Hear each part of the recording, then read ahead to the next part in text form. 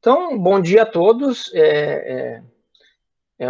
Como a gente estava já conversando, para mim é um prazer enorme poder conversar com vocês e trocar uma ideia na disciplina do curso aí de mestrado, né? Se eu não estou enganado, e a gente trocar um pouquinho trocar um pouquinho de ideia sobre manejo de doença e produção orgânica.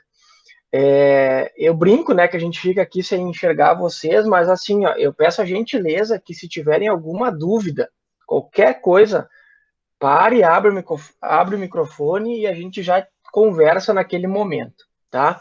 Então, é bem importante que a gente troque ideia, é muito mais do que uma palestra, é uma troca de ideias aqui.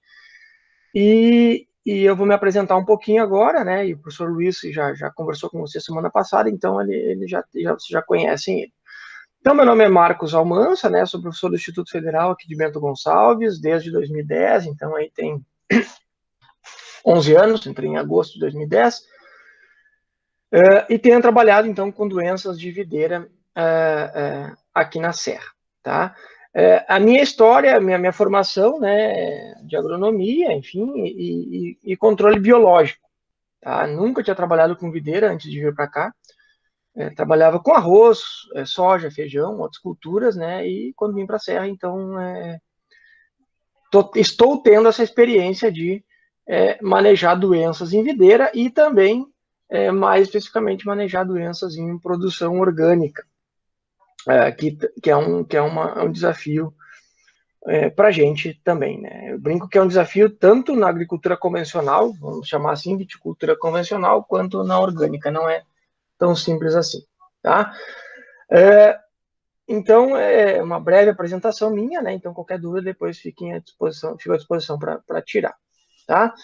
É importante também falar que o que eu vou comentar aqui, né, nessa palestra, nessa conversa, tem a ver com os trabalhos que a gente tem feito aqui, tá? Na literatura, em outros lugares, conheço os trabalhos da professora Aline, né? Por exemplo, eu não vou trabalhar tanto com outros, com revisão de trabalhos, mas sim falar da parte de manejo um pouco mais prática que a gente tem feito aqui.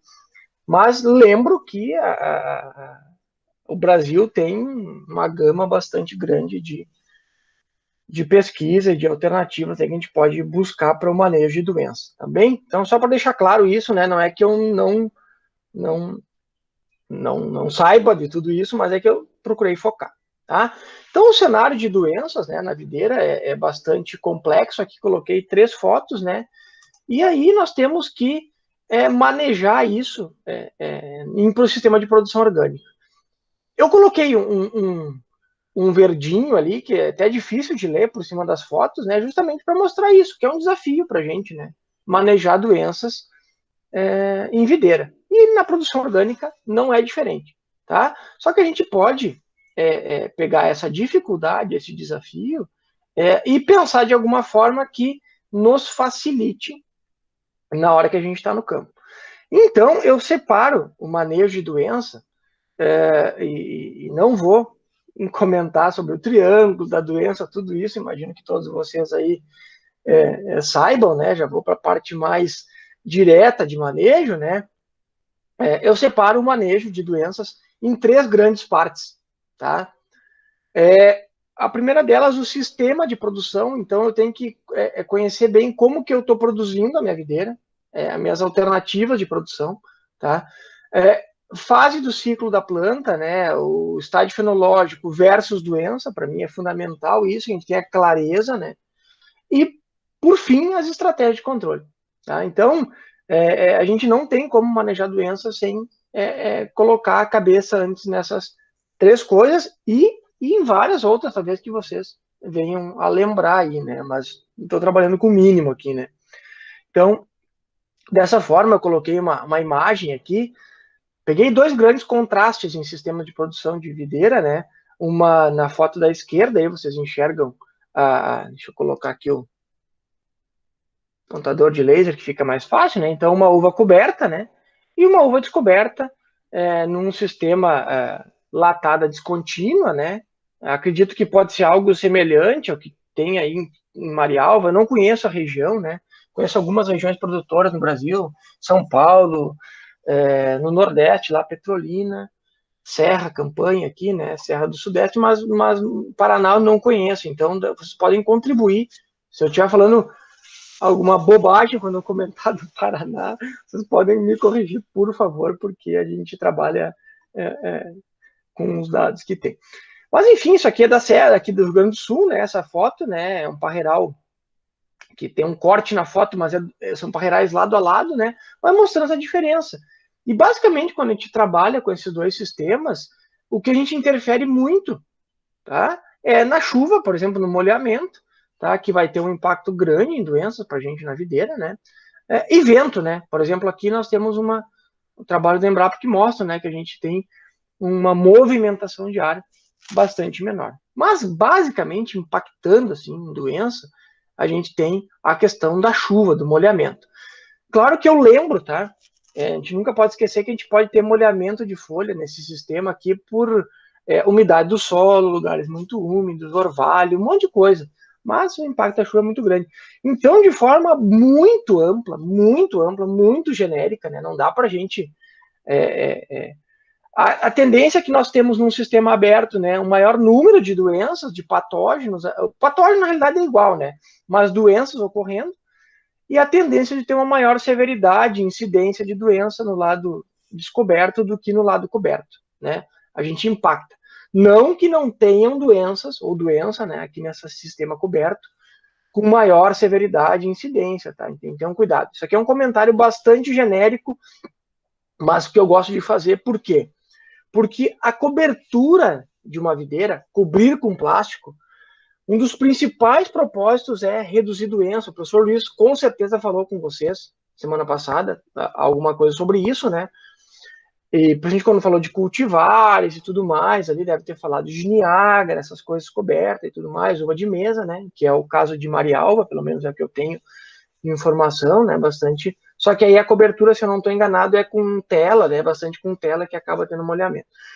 Então não corta o molhamento, isso é importante, né? Então por isso que aqui o sistema de produção que eu estou colocando é com cobertura plástica, tá? Então é importante que a gente tenha em mente isso, né? Que eu tendo é um método de controle, é uma estratégia de controle dentro de método de controle de doença. Tá? Então isso eu tenho que ter clareza que a cobertura plástica é isso. Por que eu tenho que ter clareza? Porque vai impactar quando eu pensar em aplicar alguma coisa, mesmo no sistema de produção orgânica. Tá? Então, isso temos que ter clareza, tá bom? Para fazer um breve resumo, né, da questão que eu falo de estágio fenológico versus doença, tá? Eu tenho que ter esse mapa, né, bastante resumido de doença, né, na minha cabeça. Então, eu tenho desde doença de tronco, né, que é um grupo de doenças que eu tenho trabalhado muito desde 2012. E por que eu marco aqui? Não é que está fora do ciclo, é que a fase importantíssima para a doença de tronco é poda de inverno, né? E a entrada de patógenos por esses ferimentos. No início do ciclo eu tenho uma importância maior com antracnose e coriose, aí já começa míldio, né? Dependendo das regiões, né? Estou falando muito mais focado aqui na gente, né? Oídio em uva coberta com plástico e regiões mais secas, né? As podridões, elas podem e tem muita importância no florescimento e depois na fase final. E no final aqui, mancha das folhas. Tem outras doenças? Tem ferrugem, daqui a pouco, né? A parte final que é importante é a ferrugem. Mas, grosso modo, é as doenças que a gente mais trabalha na videira. Então, a gente tem que ter ideia das doenças e do ciclo, tá? É fundamental que a gente tenha esse mapa na cabeça, tá? E aí, eu vou detalhar esses 3 pontos, né, um pouco mais e conversar com vocês, né? Mas eu chego nas estratégias de manejo, que eu tenho que ter muita clareza de quais doenças têm importância na minha área de cultivo, tá? Isso aí é fundamental. Quais que têm maior importância, quais parcelas, quais vinhedos da minha produção têm mais problema com quais doenças. Se eu faço os manejos, por exemplo, de poda verde, de manejo verde na planta, que cultivar que eu tenho, e quando eu vou instalar, quando eu vou implantar um vinhedo, para mim é a principal estratégia do sistema de produção orgânica, né?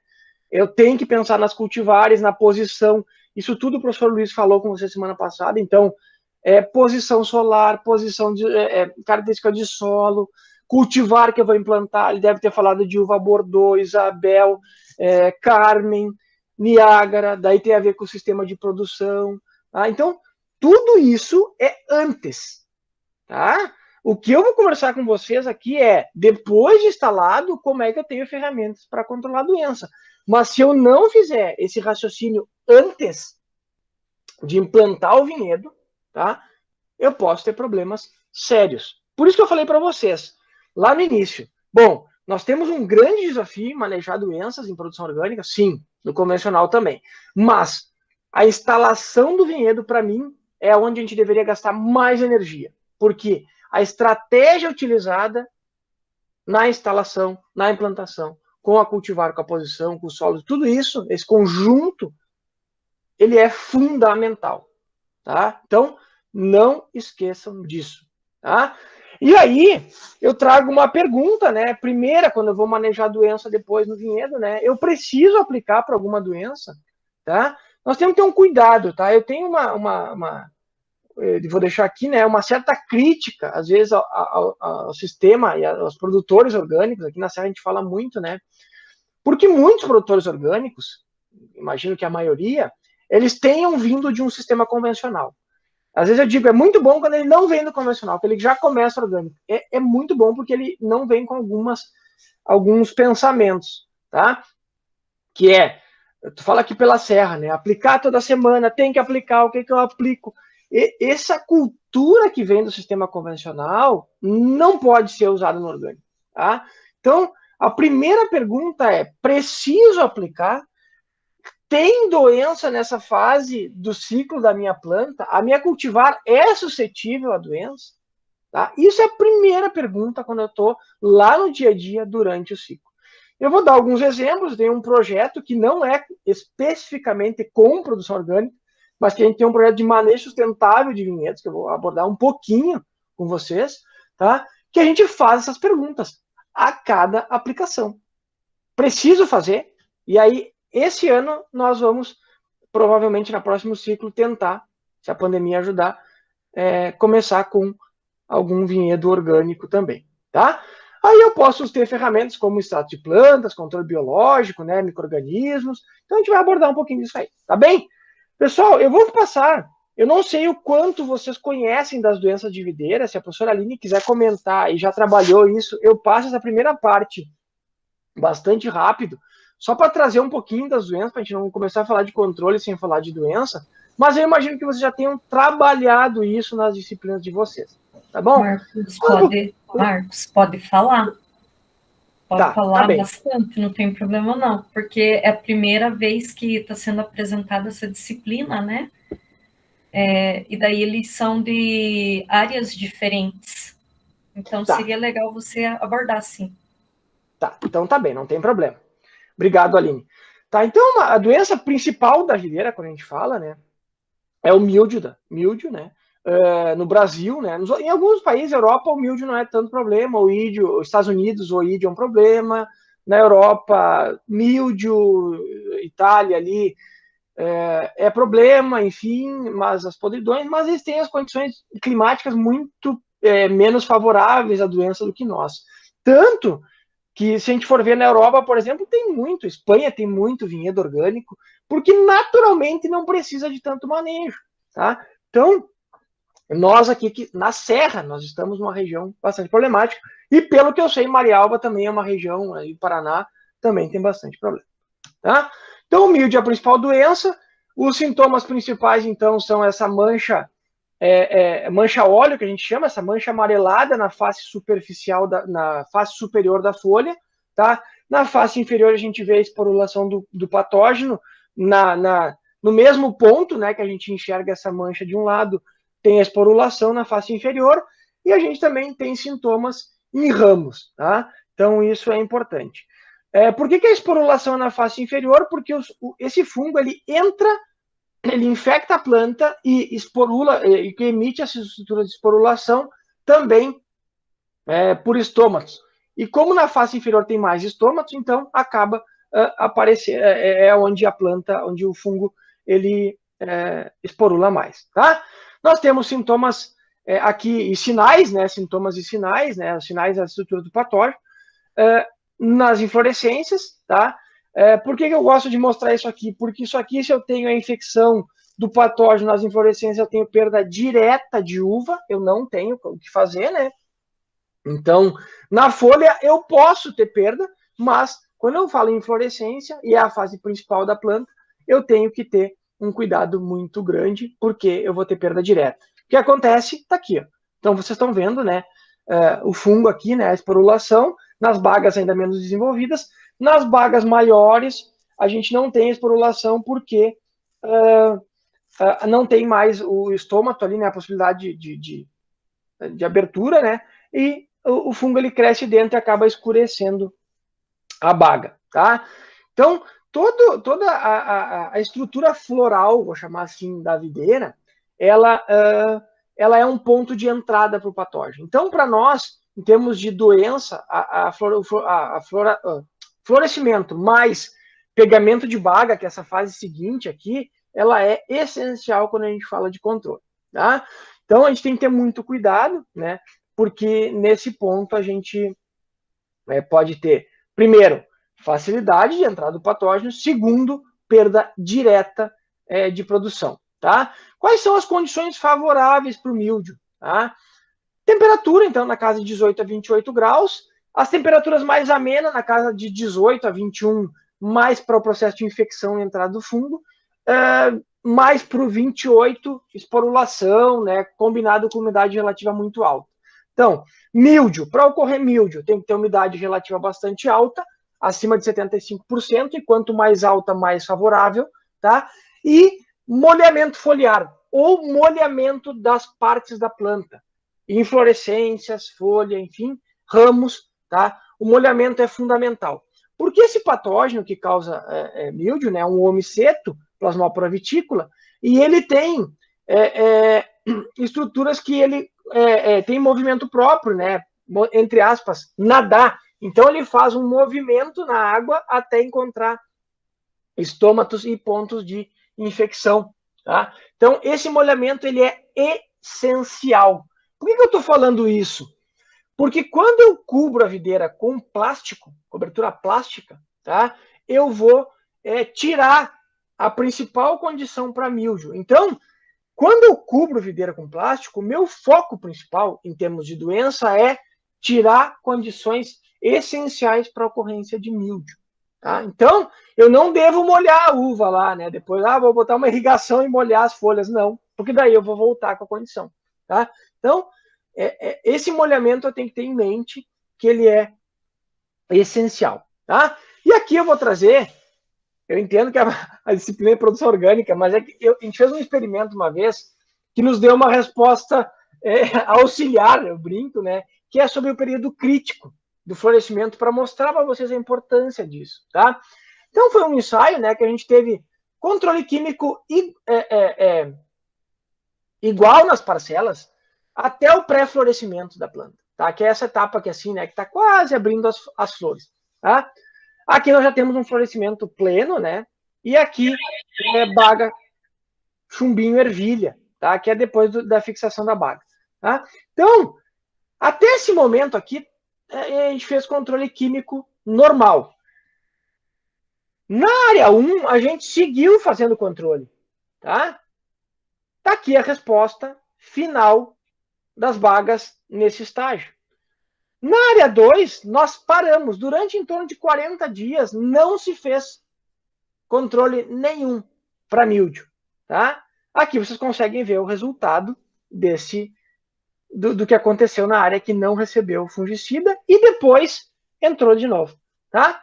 Não preciso nem explicar muito para vocês o impacto que é ou o cuidado que nós devemos ter durante o florescimento. O controle antes, estou falando de míldio, né? É importante, depois é importante. Mas no florescimento, pré-florescimento, até baga, chumbinho, ervilha, ele é essencial. Tá? Então, essa é uma primeira mensagem que eu trago para vocês.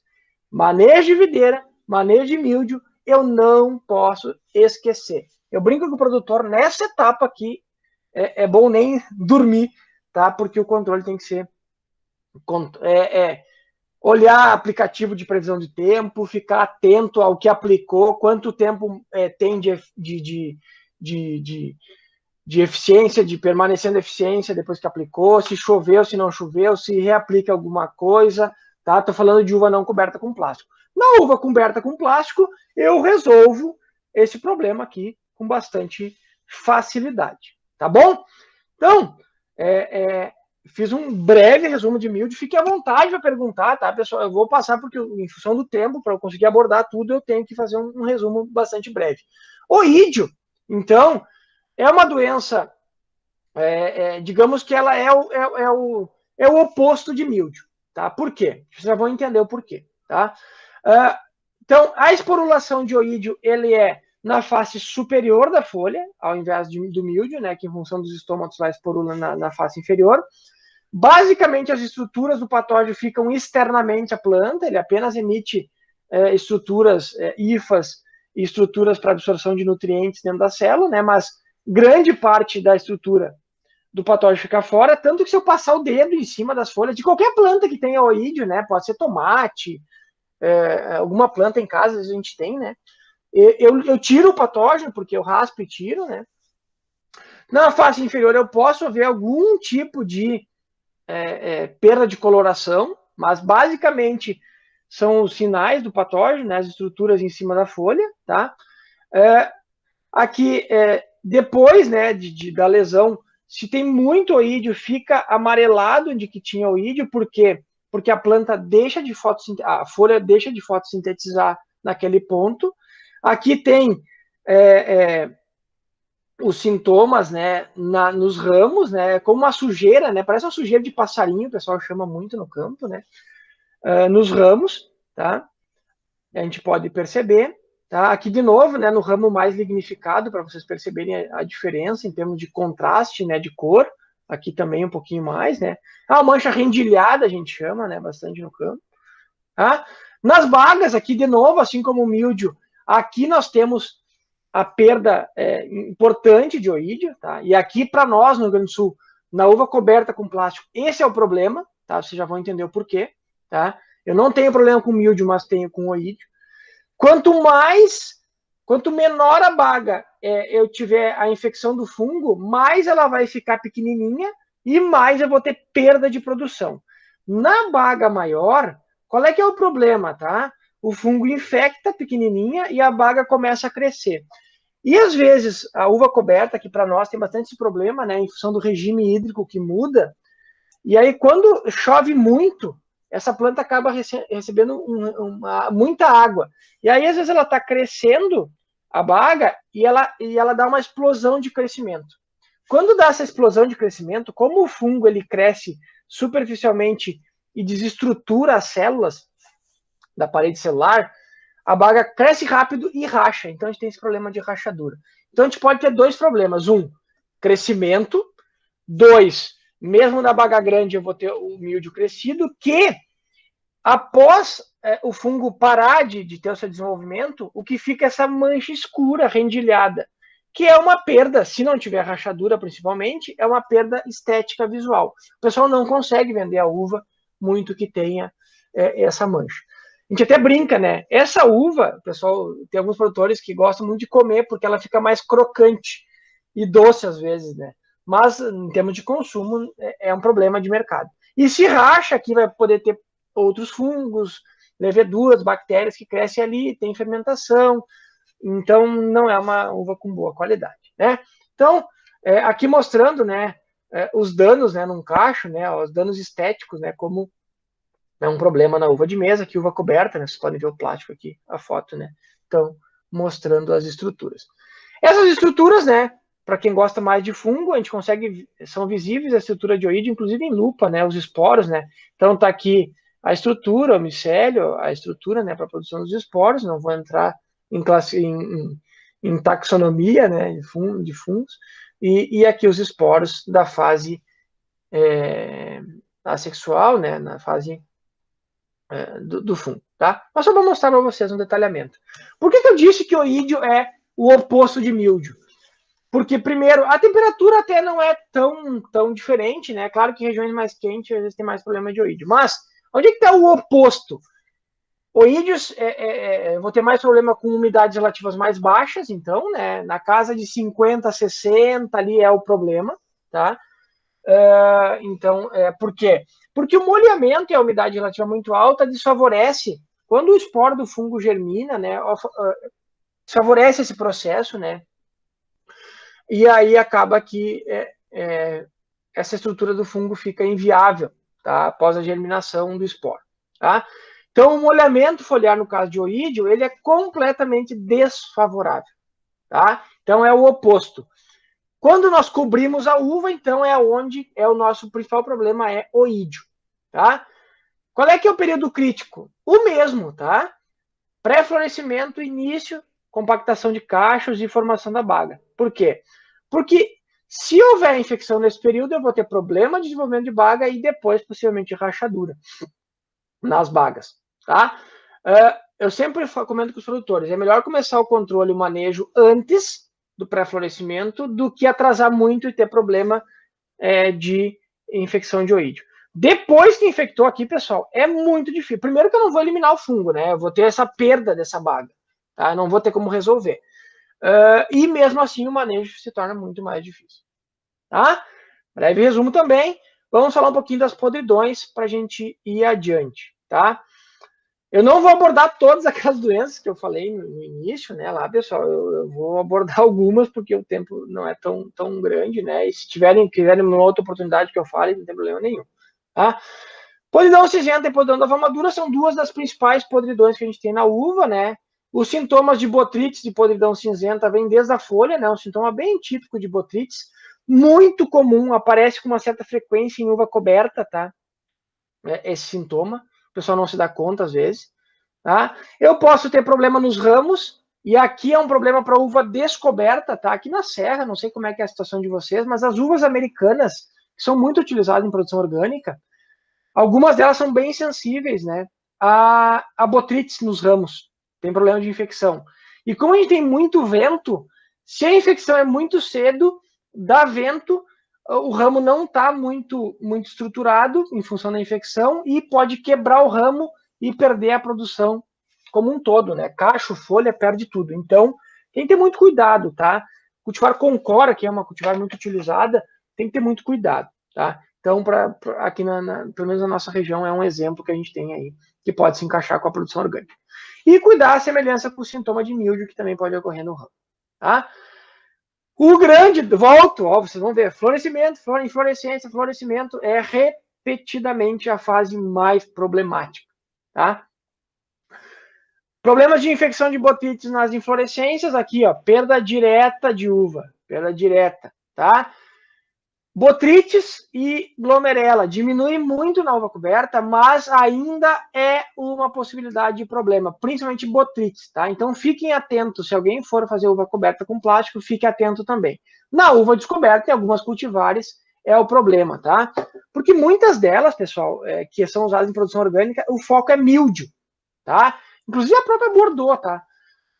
Que é relativamente simples de ter controle, mas tem que abrir um olho um pouquinho com essas podridões às vezes, tá? Então, como o foco é míldio, no geral, esses cultivares têm problema de podridões. E eu vi que o professor Luiz comentou das cultivares Piuí, que são resistentes a míldio, oídio, estão chegando no Brasil, né? A Epagre, a própria Epagre tem trabalhado muito. Elas têm problema de podridão, tá? Então tem que abrir o olho com as podridões nesse cenário. Inclusive, a gente conversou esses tempos com alguns produtores, pesquisadores aí de Santa Catarina, que estão pensando nessa questão de PIL e no sistema de produção orgânica, né, por exemplo, e o grande gargalo que eu vejo é o controle de podridões. Mas nós temos ferramentas boas, vou mostrar para vocês. Tá? Aqui mostrando para vocês em termos de sintoma, né, podridão de glomerela, podridão da uva madura e botrytis. Tá? A diferença é bastante grande entre as duas, né? Essas pontuações, coloração salmão, rósea, é típica do patógeno, por quê? Porque aqui, no caso de glomerela, os esporos do fungo ficam dentro de estruturas e dentro da substância mucilaginosa, né, gelatinosa, com essa coloração. Os esporos de botrytis, eles ficam livres, né? Então facilmente disseminados com o vento. Por isso que mesmo na uva coberta, quando não tem tanto vento, mas tem que ter um cuidado, tá? Porque pode ter uma certa disseminação de botrytis. E na uva descoberta, com vento, com tudo isso, a disseminação é muito grande.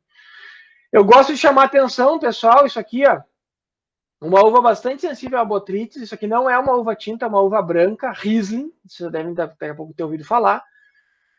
Isso aqui é um vinhedo que o produtor, mesmo com controle químico, tinha 50% de perda, tá? 50, 40, tá? Em função do quê? Condições muito favoráveis à doença. Então, aquilo que eu falei lá no início, o desafio de manejar a doença pode ser, inclusive, na agricultura convencional, na viticultura convencional. Só que o que é o erro aqui? Cultivar muito suscetível, área muito favorável à doença, eu tenho esse resultado mesmo com ferramenta de controle. Tá? E aqui mais uma fotinho de glomerela para vocês conhecerem. Aqui glomerela, né, umas fotos, né, aqui ó, glomerela aqui, botrytis aqui, então essas doenças ocorrem concomitantemente. Aqui glomerela e podridão ácida, uma outra podridão que ocorre muito em função de ruptura de bagas, e aí os micro-organismos, bactérias e fungos que estão na superfície acabam se alimentando, usando, né, esse suco que sai das bagas rompidas. Então, o professor Luiz deve ter falado com vocês muita questão, talvez, também de muito vigor nas plantas, isso pode ser um problema, né? Acaba estourando baga, tá? Aqui, vespas, tá? Rompendo baga e a ocorrência de glomerela, essa baga em estado bem avançado. Aqui tem abelha. A abelha não é um problema de rompimento, ela vai na baga rompida. Compactação de cachos. Então, eu tenho muito problema de botrytis em uvas que tem cachos compactos. Aqui, de novo, mostrando a importância da escolha da cultivar lá no início, vai me trazer problemas aqui, tá? Então, linkando um pouco do que eu falei lá e mostrando a importância, tá? E o período crítico, tá? Para podridão cinzenta, pré-florescimento, mesma fase das doenças anteriores, tá? Mesma fase, período mais crítico de controle. E glomerela, a gente tem um probleminha mais para frente na fase de amadurecimento. O botrytis, ou podridão cinzenta, eu vou mostrar para vocês com experimentos nossos que essa fase aqui é crucial. Por que essa fase é importante para botrytis e glomerela, tá? Trabalho feito não por nós, né, mas mostrando que no pleno florescimento é onde ocorreu maior incidência e maior severidade, tá? Teve antes e depois, sim, mas aqui é o ponto. Por quê? Porque o fungo, ele consegue infectar muito pela estrutura floral, tá? E aí eu tenho dano botrytis lá no secamento da inflorescência, como eu já mostrei fotos para vocês, ou a podridão depois na baga, tá? E glomerela, podendo da uva madura, né? Também, porque a infecção, ó, seja que no período de 24 horas, né, a infecção de flores foi de 5 a 70%. Então, o fungo infecta muito bem pelas flores, tá? E em bagas também é o problema, né? Porque bagas inoculadas artificialmente, né? Primeiros sintomas 2 a 3 dias e 7 dias após a inoculação, 70 a 100% das bagas estavam infectadas. Então, resumindo, botrytis em inflorescência, glomerela, flor, florescimento e a fase final ali com as bagas maduras, tá bem? Bom, vamos para a parte de controles. Pessoal, alguma dúvida até aqui? Estou falando rápido, mas é que eu estou preocupado com o tempo da disciplina ali também para a gente não extrapolar tanto. Tá? Agora nós vamos para a segunda grande parte do tema de hoje. Perguntas? Bom, Marcos, acho que está tranquilo, né? Ninguém falou nada. Ou eu estou explicando bem ou muito mal, né? Então, mas tranquilo. Para mim está tranquilo. Tá bem. Então, fiquem à vontade, pessoal. Eu pergunto porque eu brinco que a gente está aqui quase que numa sessão espírita, né? Porque fica olhando para o slide e não vê as pessoas, mas vamos lá. Qualquer coisa, nos chame. Esse slide, eu até mandei para o professor Luiz, tá? Eu tenho esse slide que eu falo possibilidade de controle. Tá? O que a gente vai manejar, controlar a doença, então, a partir daqui? E o primeiro caminho ali, vocês veem, na esquerda superior, é a palestra do professor Luiz. Tá? Por quê, pessoal? Tudo, absolutamente tudo que ele falou para vocês na semana passada vai impactar em doença. solo, posição, condição climática, posição no relevo, sistema de produção, cultivar, enfim, tudo que ele falou para vocês, tudo, tá? Vai impactar em doença. Então, de novo, repito, porque isso é importantíssimo. Pensem antes de fazer. Eu sempre brinco, tá? Entre aspas, né, obviamente, que eu não estou desmerecendo o produtor de alface quando eu falo isso. Mas, quando a gente trabalha com videira ou culturas perenes, que a gente quer que fique por, sei lá, 10, 15, 20, 30 anos ou mais produzindo, a implantação, a escolha antes, ela é fundamental. Alface, com um ciclo de 40, sei lá, 50 dias, 30 dias, tá? Eu vou ter possibilidade de trocar, mexer, fazer. A videira eu não tenho, então eu tenho que pensar antes de implantar, tá? Por quê? Porque, em função desse impacto em doenças e outras, qualidade, tudo, tá? Eu estou agora hoje falando de doenças, mas vai impactar em tudo. Então, primeira coisa, tudo que ele falou, que o professor Luiz falou para vocês, tá? É fundamental. Manejo verde, época de aplicação, biológicos, extratos, vamos abordar um pouco de cada coisa dessas. Mas, não esquecendo que, antes de pensar em o que fazer, nós vamos lembrar e retomar do ciclo da videira, doença, controle. Tá? Então, eu não posso esquecer que eu tenho uma planta que tem estádios fenológicos e que as doenças elas ganham maior ou menor importância em função desse estádio fenológico. Eu, em termos práticos, pensando em controle, eu divido em 3 partes. Isso foi uma invenção minha, tá, pessoal? Pensando em doença, para facilitar o raciocínio. Parte 1 do ciclo, brotação até pré-florescimento. Parte 2, pré-florescimento até plena floração. Grão, chumbinho, ervilha, né? Baga, chumbinho, ervilha. E depois baga, chumbinho, ervilha até maturação de ramos. Pessoal, baga, chumbinho, ervilha, acabei falando isso muitas vezes, né? Daqui a pouco vocês não têm noção, mas lembra, o nome disso vem literalmente das duas coisas. Chumbinho de arma mesmo e ervilha de ervilha, tá? O tamanho, se refere ao tamanho que está abaixo, tá? Bueno, a fase 2 é a principal. Não esqueçam disso, tá? É a principal em termos de manejo de doença, tá? Beleza? Vamos lá. Primeira etapa, tá? Já falando agora em ferramentas para produção orgânica, tá? Na primeira etapa, quais doenças, se vocês lembrarem daquele meu slide lá na frente, a gente não abordou elas aqui, não falei tanto em antracnose e escoliose, mas são as doenças que ali no início podem nos incomodar um pouquinho, dependendo da cultivar, algumas mais suscetíveis, algumas não, tá? Mas na produção básica orgânica, basicamente, o que o pessoal usa muito, tá? Água de cinza, combinado com melado, né? Já entra com produtos à base de cobre. O sulfato de cobre é a principal ferramenta utilizada. Eu vou trazer depois alguns detalhes no próximo slide e lá mais para frente alguns debates que a gente está tendo sobre o cobre, né? E que a gente tem que ter. Podemos, e aí são ferramentas que nós estamos desenvolvendo, pensando em desenvolver agora, estudar um pouco mais para antracnose e escoliose. Eu não tenho trabalhado tanto com essas doenças, então, por questão, sei lá, de demanda e tudo mais, mas penso que os extratos de planta, os micro-organismos podem nos ajudar nesse manejo. O pessoal não tem tanto costume de usar para essas doenças, mas eu acho que são bem importantes. E até deixo aqui uma mensagem, Aline, para a gente daqui a pouco pode até pensar junto ferramentas. Eu sei que vocês estão com um curso aí, com bastante contato com produtores. A gente testar, daqui a pouco testar coisas aqui e aí, né? Enfim, é até uma possibilidade aí de daqui a pouco de alguma parceria. A gente pode, eu vou comentar sobre os extratos que a gente está fazendo, tá? O pessoal já usa, né? Quando usa sulfato, calda bordaleza, né? Sulfato de cobre, né?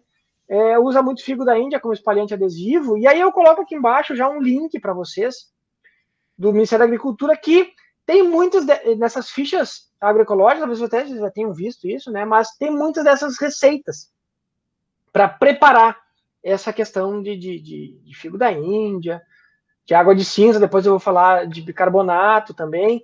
Então é um link aí para vocês Se você já tem, tudo bem. Se quem não tem, pode buscar ali facilmente. Algumas coisas eu vou colocar, concentração aqui, dose, mas também depois vocês podem perguntar se tiverem mais interesse. E eu sublinhei aqui fermentados. Por quê? Porque, na minha opinião, tá?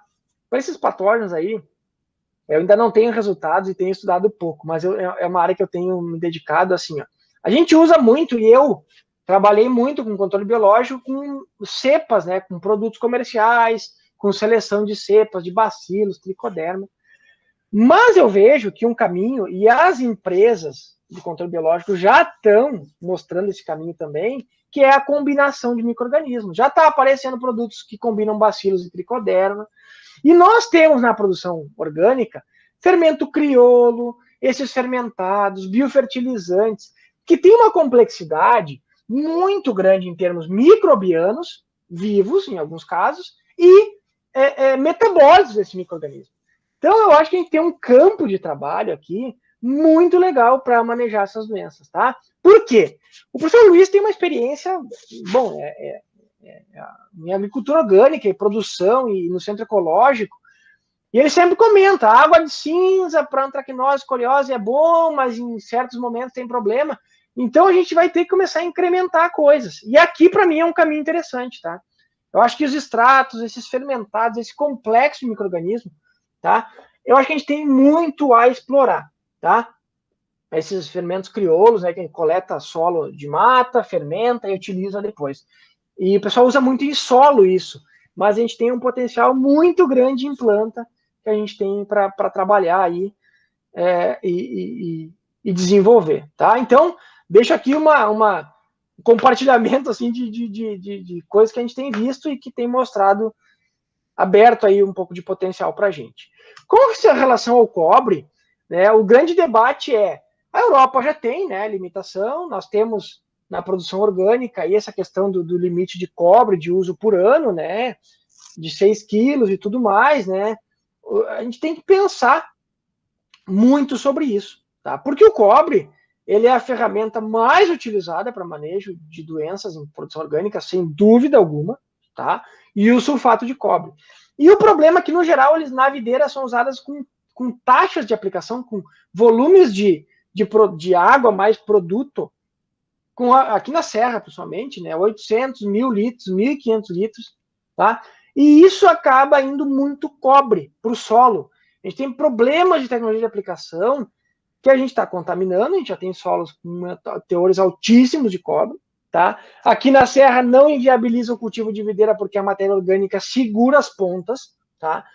Mas aqui no Rio Grande do Sul, se a gente fosse para a campanha gaúcha, que são solos com menor teor de matéria orgânica, nós já teríamos muito problema, tá? A aveia é um belo indicador, né, para mostrar problemas de cobre no solo, tá? Onde ela fica amarelada, abra um olho, tá?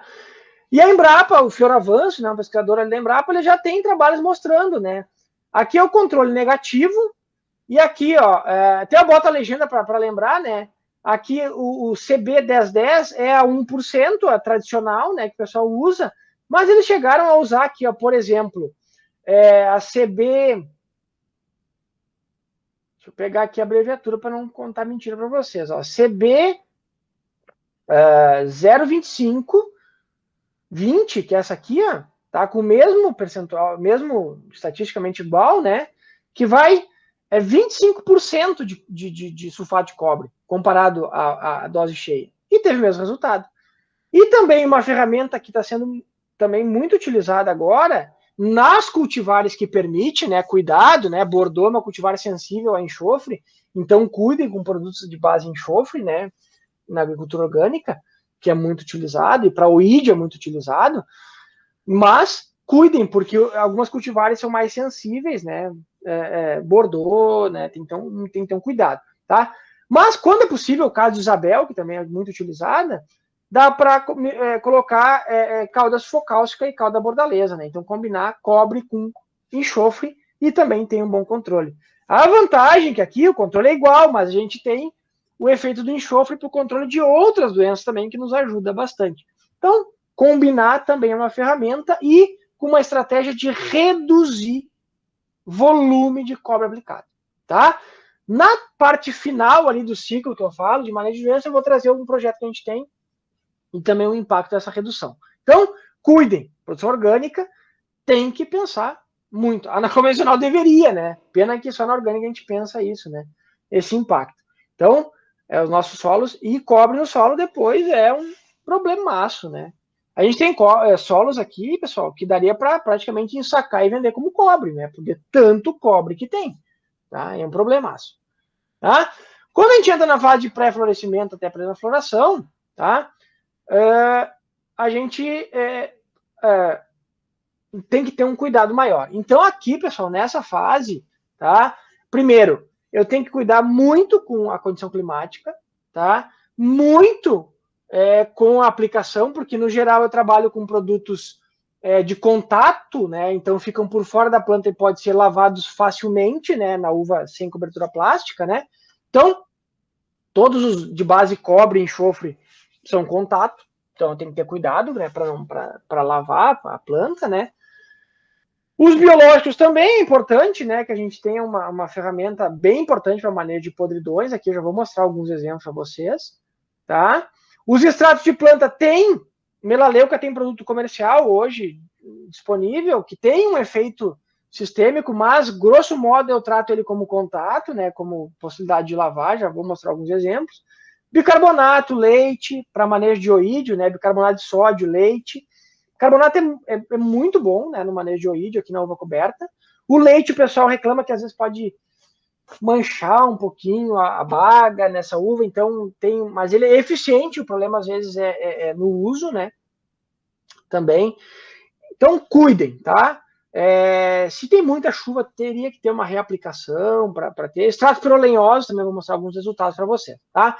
Então essa fase aqui a gente tem que ter muita preocupação, tá? Com as condições ambientais em manter a sanidade do vinhedo.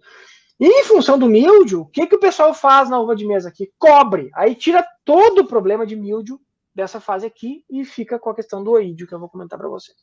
Tá? Professor, bom, sim. Nessa fase aí, né, tem algumas recomendações assim, do pessoal fala de evitar o cobre nessa fase aí porque pode causar abortamento. Não sei se teria talvez algumas formas de cobre que seriam menos tóxicas, ou o pessoal na verdade não tem se preocupado muito com isso. Tá. Quem que tá falando? Desculpa que eu não vejo vocês. É o Thiago, da IPAG. Oi, Thiago. Bem lembrado, Thiago. Por isso que é importante a pergunta. Eu esqueci de falar uma coisa, olha só. Bem lembrado, tá? Assim, pessoal, essa questão do cobre no florescimento, eu vou dizer que é uma outra coisa que eu tô me engajando junto com o Luiz para nós se cria alguns mitos. A tua pergunta é excelente, tá? Tu traz uma leitura do sistema produtivo muito boa, tá? Olha, esse trabalho aqui, ó, tá, Thiago? Foi feito durante todo o ciclo. Não teve problema nenhum de abortamento de flor, inclusive com percentual 1%, tá? O que eu faço? Como nós temos uma boa eficiência, tá? Com doses, com concentrações menores, eu vou mostrar um outro trabalho para vocês. Eu trabalho com concentrações menores, de 0,5%, 1%, 6% e até menos, 0,4%, 0,3%, tá? Não tem problema nenhum. Para resolver esse problema. Sabe o que é o problema, Thiago, que acontece? Que às vezes o cobre, a gente tem que ter um cuidado muito grande com a aplicação dele. O que acontece? Às vezes a planta está com um estresse hídrico, temperatura muito alta, e a planta já está estressada por N motivos. E aí eu entro com produtos base cobre, enxofre, que tem uma tendência de poder causar uma fito, que o pessoal comenta muito, que é dar uma segurada no crescimento da planta, tá? E pode ter, sim, abortamento. Mas às vezes está muito mais relacionado à tecnologia de aplicação e o momento de aplicação e a condição climática do que o próprio cobre. Só que o cobre carrega isso com ele. Por quê? Porque é um produto que pode sim ter problema de fitotoxidez na planta, sem dúvida nenhuma. Tá? Mesmo nas cultivares que não são tão sensíveis como o Bordeaux. Só que o Bordeaux, como o Bordeaux para enxofre, né, no caso, né? Então, e o Bordeaux é muito utilizado, então tem essa discussão, tá? A proposta que eu faço é reduzir concentração, porque o controle se mantém, e melhorar a tecnologia de aplicação. E aí a gente pode passar por essa fase muito tranquilo, tá? Aqui, olha, os trabalhos que a matéria, os vinhedos que a matéria da assessoria aqui que a gente tem contato, todos eles usam cobre durante todo o ciclo, tá? Nessas concentrações aí de meio, 0,6%, 0,6%, né, no caso, 0,6%, né, não a dose cheia de 1%, tá? Então, é um problema, mas facilmente resolvível. Hoje nós temos outros produtos à base de cobre disponível, inclusive, além dos tradicionais, aí, o hidróxido, que o pessoal usa muito, né? O que acontece, Thiago? Qual que é o produto mais eficiente para míldio, com a base de cobre? Clara da bordaleza, sulfato, tá? Principalmente quando começa a chover muito, tá? Então, a estratégia que eu prefiro é diminui a concentração, usa o extrato de cravo, o cravo da Índia como espalhante adesivo, tá? Que o pessoal usa bastante, ajuda a fixar melhor e melhora a tecnologia de aplicação. Vou mostrar para vocês um trabalho que nós fizemos aqui também dessa questão de tecnologia de aplicação, tá? Não sei se eu respondi a tua pergunta, se não respondi, por favor, volte ela. É isso aí. Até outro comentário que eu queria fazer, eu estava lendo uma vez um material, mas era de Portugal, que daí fazer uma comparação dos tipos de cobre, né? Então, que eu li lá, o sulfato que seria o mais efetivo, mas talvez seria o que mais teria possibilidade de ser fitotóxico, né? Sim, concordo contigo, tá? Isso é verdadeiro. As duas coisas são verdadeiras. Então tá certo. Mas tirou um pouco eu sempre, geralmente, recomendava não aplicar cobre nessa fase aí, mas no manejo orgânico é mais complicado, né? Não tem outra possibilidade. Não, o que eu te sugiro é isso. Te sugiro isso. Vai para um 0,5%, eu não sei quanto que tu usa normalmente. Que na verdade o pessoal tem essa. Eu já li trabalhos também comparando o percentual, né? Geralmente o pessoal quer aplicar 1%, né? Mas, como nem tu falou, né? Tecnologia de aplicação com baixando a dose, também funciona bem. Eu vi trabalhos até de 0,25, com boa efetividade, né? Isso, esse da Embrapa que eu mostrei ali, o 0,25 foi igual a 1%, igual. Show de bola, então. Beleza, tá, então... Mas assim, ó, bom, voltando, né, então, perguntem, pessoal, porque tá aí para tirar dúvida e as perguntas, elas ajudam a gente a não esquecer das coisas, né. Primeira coisa, manejo verde. Pessoal, o que vocês acham? É mais fácil pulverizar alguma coisa nessa uva aqui ou nessa aqui de baixo? Não precisa nem mostrar muito, né? Olha só o efeito. Pessoal, não deem bola pro químico aqui, tá? O meu foco não é isso. O meu foco é aqui, ó. Sem fungicida químico. O que eu fiz aqui que eu não fiz aqui? Manejo verde. Olha quanto que eu resolvi de problema. Por quê? Pessoal, umidade, os cachos ficam com folha por cima, fica água, prato cheio para a infecção de míldio, tá? Então, assim, ó, manejo verde.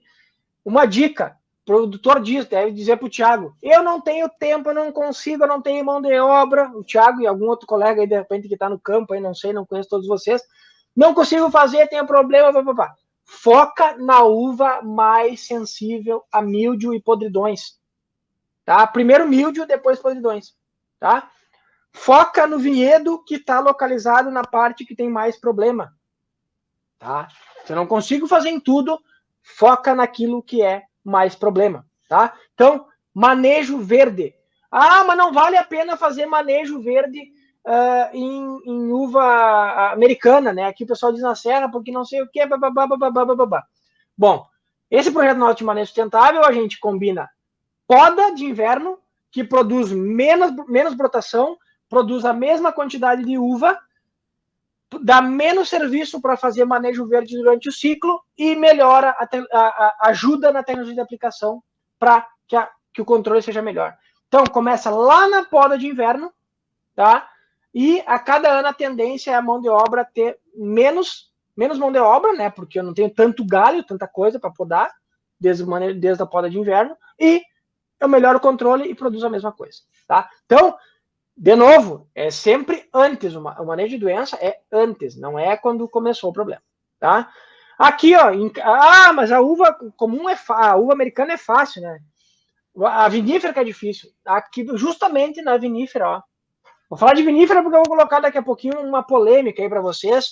Produzir vinífera orgânica sem cobertura plástica, tá? E aí, o PIDA sempre me questionou isso, a gente tá começando aí.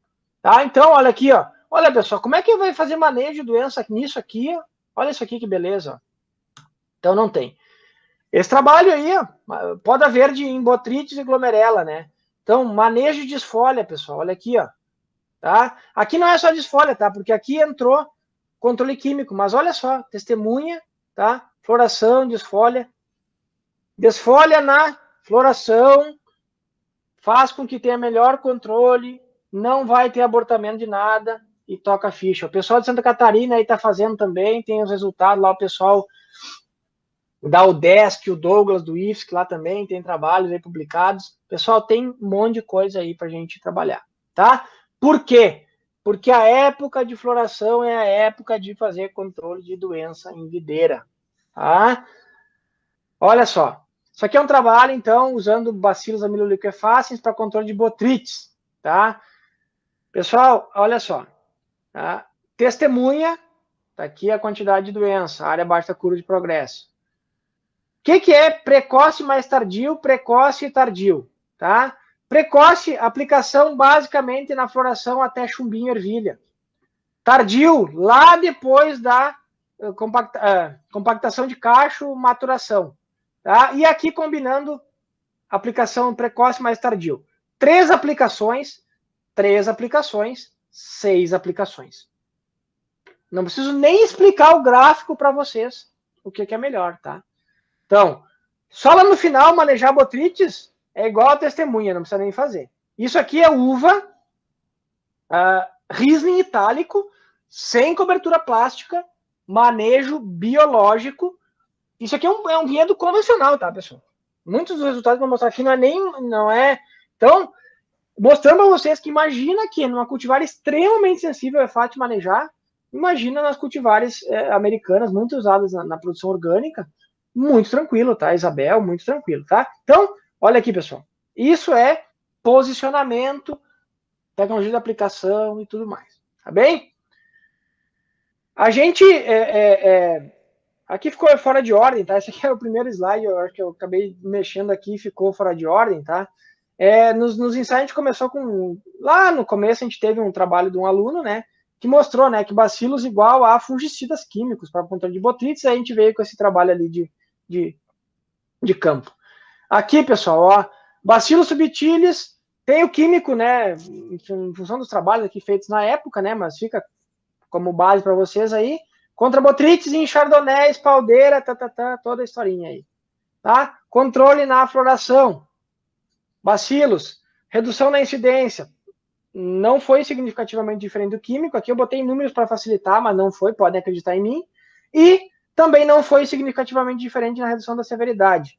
Inclusive, com um controle igual ao químico, com o mesmo número de aplicações, bacilos subtilis, uva vinífera, tá? Então, muito tranquilo, tá? Para vocês terem uma ideia, né? Olha só na testemunha. Incidência de 86% e severidade de 15%, tá? Então, para ver que tem doença. Tá? Para glomerela, a gente está ainda desenvolvendo um pouco, é um trabalho que a gente está feito. Eu montei um experimento ali 2019, 2020, antes da pandemia.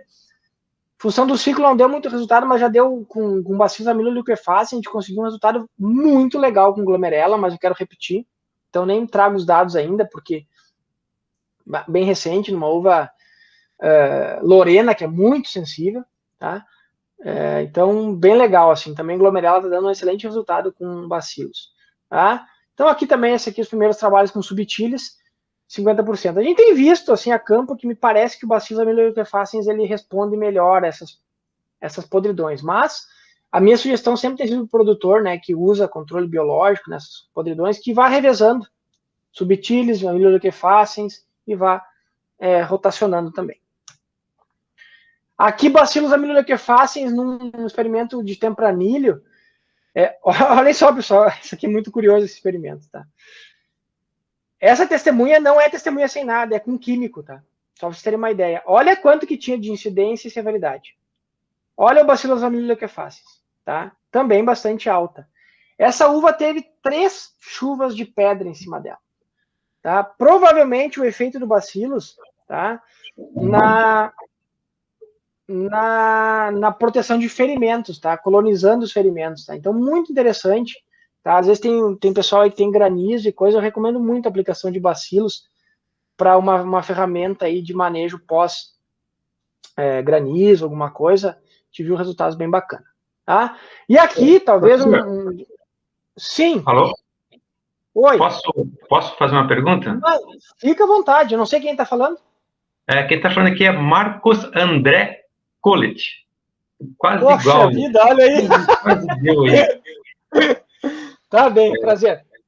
Eu falo contigo aqui, eu estou em Curitiba, mas sou de Maringá, trabalho em Marialva, e a minha pergunta aqui é a seguinte, com relação ao que tu falaste aí do subtilis, do amilo, esses produtos são comerciais ou o pessoal fez em alguma biofábrica? Todos os que eu testei aqui são comerciais. Não sei se eu posso, professora Aline, posso falar que marca que é? Para mim não tem problema nenhum, eu uso de tudo um pouco. Sim, tranquilo, não tem problema não, Marcos. Tá. O subtilis que eu utilizo aqui, que eu utilizei aqui foi o Serenade, o Liquefaces foi o EcoShot, e nesse trabalho de 2019 e 2020, que deu um bom resultado para a glomerela, mas eu estou aguardando ainda para repetir, porque eu não consegui, em função da pandemia, ali não ficou muito legal. É um produto, bioimune, é de uma outra empresa, eu acho que é Vitia o nome, tá? Serenade, nem sei com quem tá. O EcoShot me parece que até que é da Errara, o pessoal vendeu esse produto, nem sei como é que tá a situação. Mas enfim, são todos comerciais, tá? Marcos, assim, ó, o que acontece, tá? Tem uma pergunta interessante, tá? Parar aqui e fazer um comentário. Não sei como é que eu tô de tempo, mas enfim, vamos lá. No início, aqui, quando eu cheguei no campus, eu comecei a isolar e selecionar micro-organismos, tá? Porém, eu parei um pouco com isso e fui para os comerciais em função da dificuldade, tudo isso aí para já tentar ter respostas um pouco mais rápidas. E aqui, eu sei que tem on-farm, me parece que a cooperativa Garibaldi aqui começou com a produção on-farm, em alguns produtores, me parece, que foi tudo durante a pandemia agora, eu não estou tendo muito contato com eles, tá? Mas na uva aqui não é, o on-farm ainda não é digamos, um volume assim tão grande, tá? Então, não sei te responder do on-farm em termos de resultado, tá? Aqui pra gente. A única preocupação que eu tenho com o on-farm é a produção em si, mas aí é uma outra discussão, tá? Mas, ok? Respondido, Marcos? Mais alguma dúvida? Não, tranquilo, é porque eu tenho contato aí com a Garibaldi, a colega lá, agrônoma, que está mexendo com a produção on-farm, e nós estamos fazendo produção on-farm em Marialva, na cooperativa, para uns trabalhos, inclusive vamos fazer um trabalho agora, um experimento científico, um controle com a professora Kátia, que está nos ajudando, e mais o professor Dauri, para controle biológico do míldio, numa videira de Isabel, ali usando os biológicos on-farm. Porque a gente usou os biológicos on-farm no controle de glomerela e de oídio, com resultado assim, muito bom, muito, muito animador. Tá? Mas são produção on-farm. E, enfim, não, está difícil segurar, que o pessoal agora viu ó, o potencial da resposta positiva que deu, principalmente no controle de glomerela em Vitória, na BRS Vitória, foi um negócio muito interessante. Né? E a gente usou justamente esses aí, além do amilo e do subtilis, foi usado o púmilus. Sim, é um outro... eu nem sei se ainda está no mercado o produto que tinha, mas também eu acho que eu nunca trabalhei na videira. Mas assim, ó, eu não tenho dúvida, tá, Marcos, do potencial. Para míldio, eu confesso que tá na minha lista aqui de entrar com biológico para míldio, né, assim, mas ainda não fiz, assim, porque... Mas eu acho que os extratos de planta, eles dão um resultado super bacana. E, enfim, se daqui a pouco, num outro momento, quiser trocar mais ideia, a gente pode trocar, enfim. à disposição. Mas eu não tenho dúvida, tá, Marcos, que vai funcionar, tá? Se a produção tiver esses isolados aí para glomerela, para Botrytis, aí são... Não tenho dúvida que funciona, tá? Assim, ó, para tu ter uma ideia, Marcos, os produtores aqui, eu tenho com esses Botrytis com bacilos. Primeiro experimento que eu fiz, né? Todos esses aqui são em produtor, né? Foi em 2015, por aí. E aí, o ano passado eu tava conversando com o primeiro produtor que eu comecei. E ele, tô fazendo manejo. E o que tu acha? Eu disse, decide, porque assim, ó, ele é convencional, né? Tanto faz, a eficiência é a mesma, se não melhor, né? Tá? Mas, então, assim, para mim, para podridões, as ferramentas que tem são muito boas, tá? Não tem, assim, ó, não tem mesmo, sabe? É ferramenta muito boa, tá? Não tenho dúvida.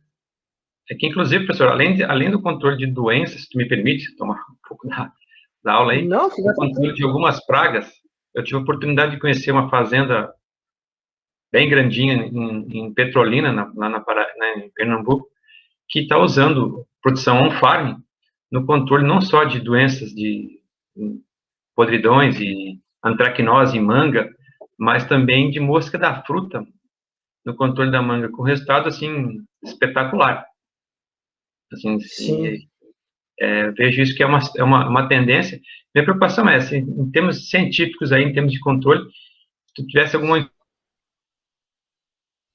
do controle dessas doenças com a produção on-farm. Tá? Sei que é minha dúvida, assim, para saber se nós estamos na produção on-farm, se nós estamos fazendo certo.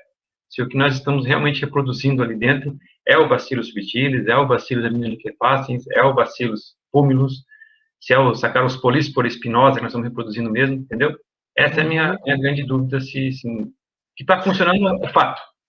Isso eu tenho visto ali, assim, eu só precisava explicar isso, se o que eu estou fazendo é realmente o que está previsto no rótulo do produto ali. Isso. Essa para mim é o gargalo, tá, Marcos? O que eu falo da produção on-farm? Assim como qualquer tecnologia, eu brinco que às vezes eu não sou nem contra nem a favor. Quando a gente faz on-farm, o que o produtor faz, né? Ele transfere tudo aquilo que a empresa faz de controle de qualidade, de tudo, essa é a tua dúvida, né? De controle de qualidade, tudo isso, ele transfere para a fazenda, né? E aí, a minha opinião é que deveria realmente ter. O que pode acontecer, eu não sei, não trabalho com produção on-farm, trabalhei numa empresa de produção de micro-organismo, tá? Trabalhei numa empresa, numa biofábrica, tá? Mas no on-farm nunca não trabalhei, não tenho contato assim tão grande com a Garibaldi, como eu te falei, né? Agora que eles começaram, tu deve ter contato com a poxa vida, esqueci o nome dela ali, Silvestrinha, Lara? Com a Lara? Deixa eu só pegar aqui que eu tenho o telefone dela aqui de cabeça, também já não estou dando conta, mas não. E aí acabei que nunca conversamos ali, nunca conversei com eles em função da pandemia, que é recente, né, a produção deles. Mas assim, ó, em termos de micro-organismos, eu não vejo, o controle vai ter, não tenho dúvida nenhuma, tá, bem tranquilo, vai ter. O grande gargalo é manter o controle de que nem tu falou, de que está produzindo é o que está ali, né? É a Lara mesmo. É a Lara, isso é. Uhum. Então, bem tranquilo, tá?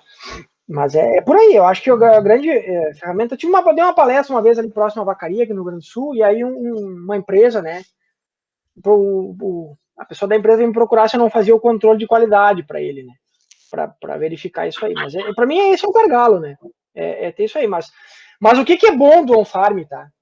Da lógica, tá? É a complexidade microbiana, tá? Para mim, hoje, é a segunda geração, porque a primeira geração de biológicos nós já vencemos, que é controlar, tá? E uso tranquilo. Utilizar a nosso favor essa complexidade microbiana, tá? Que para mim aí é o grande potencial. Por quê? tu aumenta, provavelmente, a eficiência, tu vai aumentar o espectro de coisas que tu consegue manejar, que nem tu falou, né, no teu vinhedo ou em qualquer cultura, que é o caso aqui, né? Por exemplo, na uva coberta eu uso bacilos, eu controlo podridões e controlo o oídio, me ajuda no manejo de oídio, tá? Que é um dos slides, eu acho que, se não o próximo, é o outro, tá? Então, que é um exemplo de um produtor aqui de uva coberta. Então, para mim, é esse que é o ganho, sabe? Então, isso que é fundamental que a gente tem que pensar. Já para mim, já é uma segunda, terceira geração de biológico, né? Então, já vencemos essa questão aí do micro-organismo, né? Em si, tá? Essa aqui é um primeiro ensaio nosso, né? De manejo de míldio em uva Chardonnay sem cobertura plástica, tá? Então, a gente testou alguns extratos, né? Algumas coisas aqui não podem, né? O fosfito esse aqui não pode, né? Na produção orgânica, né? E nem esse de Geonotre aqui também não pode, porque é um produto formulado, tá? Não que o extrato de Geonotre não possa, é que isso aqui é um produto comercial. O de melaleuca, sim, é um produto comercial, mas pode. E os pirolenhosos tem a questão da legislação. Até eu coloco o slide ali no seguinte para esse cuidado. Mas, enfim, a gente conseguiu. Esse ensaio foi o seguinte, pessoal. Eu fiz o controle de míldio somente durante pré-florescimento até baga, chumbinho, ervilha. Aplicações semanais, sem reaplicação pós-chuva. E não com as melhores condições de manejo verde que a gente conseguiria. Tá? Por que eu falo isso? Porque são coisas que a gente vai incrementar. A gente pretende na próxima safra repetir algumas coisas aqui e incrementar. Bom, resultado do negócio. Nós tivemos aí, né, esse de melaleuca e os pirolenhosos com aí próximo 70% de controle, tá? Com aplicações semanais, né, nesse período ali de em torno de 40 dias, tá? Então, nos mostrou um potencial enorme, tá? Essas videiras aqui não receberam nada além desses produtos durante esse período. E o que foi mais interessante? Não tivemos problema de podridões no final. Então, esses extratos ajudam, né?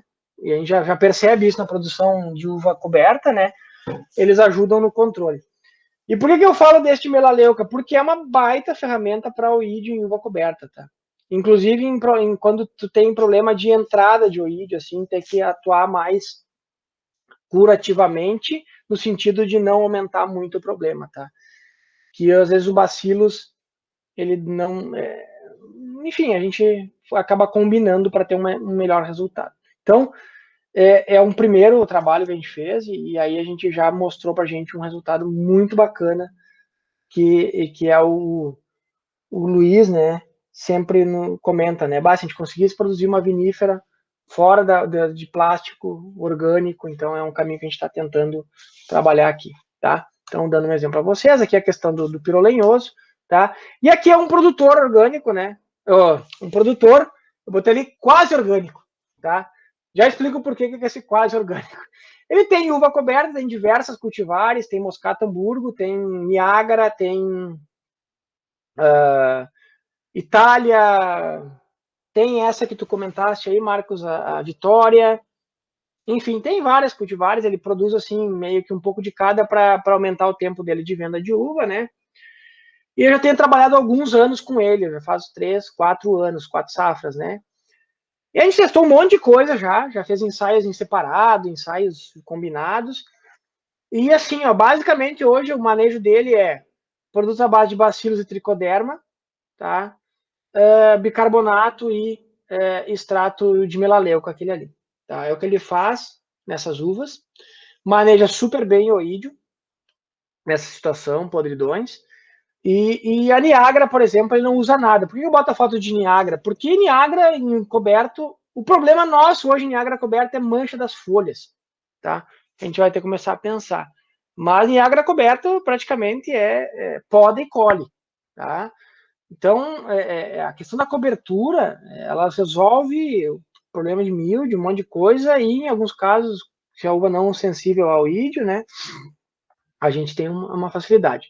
E por que esse produtor aqui é quase orgânico? Porque ele até está começando a questão de buscar certificação, mas ele tem os outros vinhedos dele, né, de vinífera em volta, então ele tem um problema de localização do vinhedo.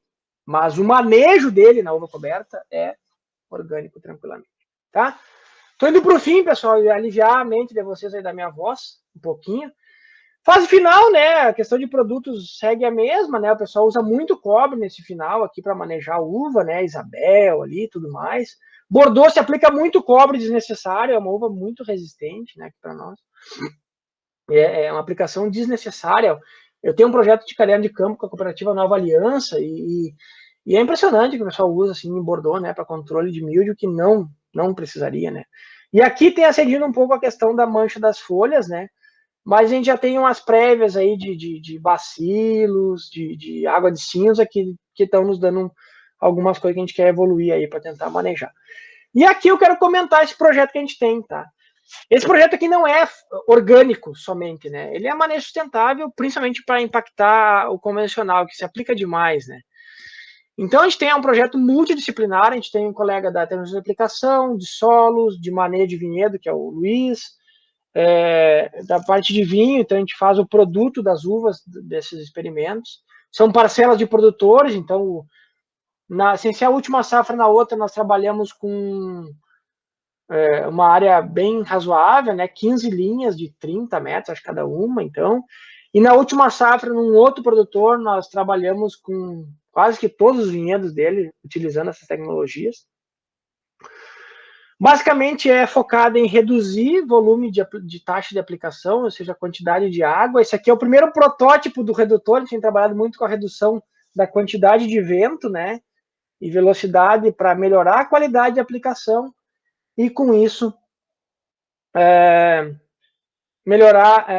diminuir o volume de produto aplicado, tá? Principalmente cobre, tá? A gente tem focado bastante aqui, tá? E aqui um exemplo. Nesse projeto aí, nessa primeira safra, ali foi sem ser a última, na anterior, né? A gente reduziu, esse produtor, a gente fez 2 aplicações só de cobre na área nossa, e a gente reduziu, né, da área dele para nossa 65% do cobre aplicado, de volume, de quantidade de sulfato de cobre. Sulfato, tá? Não cobre, sulfato de cobre. Tá? Uso de calda bordaleza, né, obviamente. E o que é interessante aí a gente comentar é que, basicamente aqui, a pergunta do Tiago antes, né, lá naquele trabalho da Embrapa, a estratégia era reduzir a concentração de cobre por litro, né? Então, de 1% para meio. Aqui nós mantivemos a concentração. O produtor utilizava 1%, nós mantivemos 1%. Só que nós reduzimos a quantidade. Em vez de usar 800 litros que ele usava, nós usamos 240 litros. Até voltei aqui para lembrar, né? 240 litros. Tá?